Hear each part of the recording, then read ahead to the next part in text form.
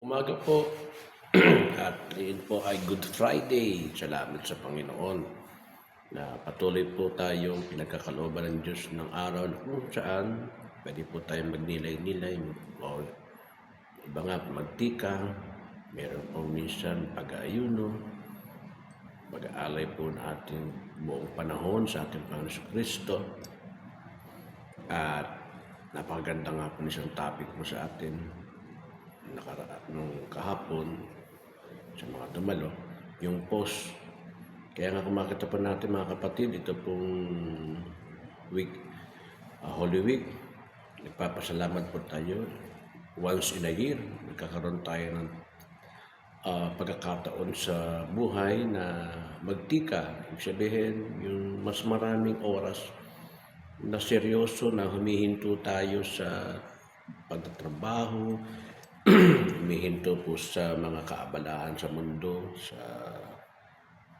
mga pagkakataon na patuloy po, no?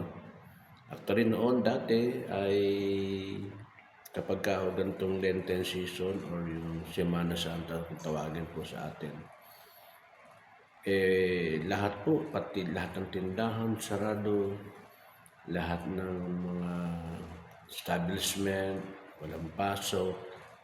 Tapos po, may mga pagkakataon nga po na pati po yung tinatawag na mga network noon, yung mga GMA7, yung mga channel po yan, Channel 5, ay nagkakaroon sila ng pagtigil ng yung papawid ng kanilang mga palabas. Kaya lang ngayon po, medyo nababago na, talaga naman po, iba na rin po ang sitwasyon. Kahit na po Good Friday na, ay bukas pa rin po ang kanilang mga himpilan at kanya-kanya po silang palabas din sistema na kung ano pong gusto nilang i-imply sa tao. So, ibig sabihin, napakaganda pa ho noong nakakaraan na talaga mayroon pong pagtigil. Yung pagtigil, yung pong tinatawag na pagkakaroon po ng panahon para po doon sa alalahanin po ang ginawa po natin Panginoon sa Kristo. Kaya nga lang may mga iba po na nagbibigay ng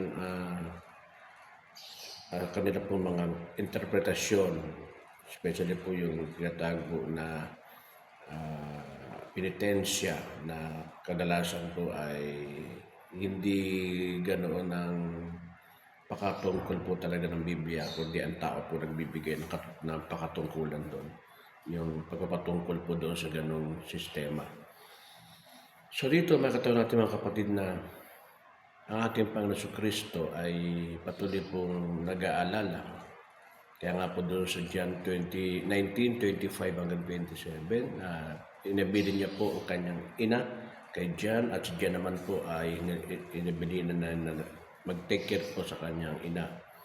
At dito makita natin yung mga bagay na kung saan po na ang Panginoon Kristo ay talaga pong patuloy pong pa rin nag-aalala kahit na po nasa bingit na ng kamatayan ng kanyang kalagayan noon, ay ipinapakita talaga yung kanya pong patuloy na pagmamahal po sa pamilya at sa kaibigan.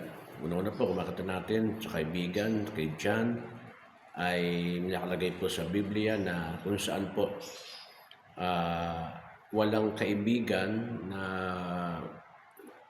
makikita ka sa buong panahon ng buhay mo na ihahandog ang kanyang sarili para lamang sa iyong kaligtasan.